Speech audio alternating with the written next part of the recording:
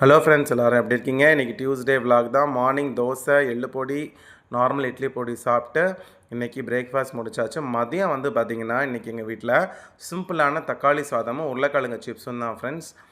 இன்றைக்கி வந்து லஞ்சு வந்து சாம்பார் சாதம் வைக்கலான்னு பிளான் பண்ணோம். பட் காய் இன்னும் போய் வாங்கலை. ஸோ அதனால் தக்காளி இருந்துச்சு, அந்த நாட்டு தக்காளி ஊர்லேருந்து கொண்டு வந்தது. தக்காளி சாதம் செஞ்சு தாங்க, உருளைக்கிழங்கு ஃப்ரை பண்ணி தாங்கன்னாங்க. சரி உருளைக்கிழங்கு வாங்கலான்னு போனப்போ, இல்லை சிப்ஸு சாப்பிட்டு ரொம்ப நாள் ஆச்சு, சிப்ஸ் வாங்கி தாங்க அப்படின்னு பசங்க சொன்னதுனால இன்றைக்கி தக்காளி சாதமும் உருளைக்கிழங்கு சிப்ஸும் தான். ஸோ இன்றைக்கி வந்து நிறையா வேலை இருந்துச்சு. அது இல்லாமல் மளிகை சாமான் வாங்கணும். ஸோ அதையுமே வாங்கிட்டு வந்தாச்சு. கம்ப்ளீட் விலாக் வந்து செட் ஆக்ஷனில் போடுறேன். ஈவினிங் ஸ்நாக்ஸ் காஃபியெல்லாம் குடிச்சிட்டு கிராசரியெல்லாம் வாங்கிட்டு வந்தாச்சு. நைட்டுக்கு வந்து பார்த்திங்கன்னா சூப்பரான சூடான உப்புமா, ரவை உப்புமாவும் ஜீனியும் தான். நிறைய பேருக்கு உப்புமானா பிடிக்காது.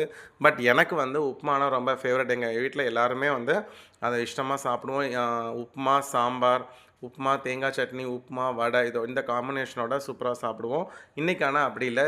நார்மலாக சர்க்கரை வச்சு ரவை உப்புமா செஞ்சு சாப்பிட்டு இன்றைக்கி டின்னர் முடிச்சாச்சு ஃப்ரெண்ட்ஸ். பாய்.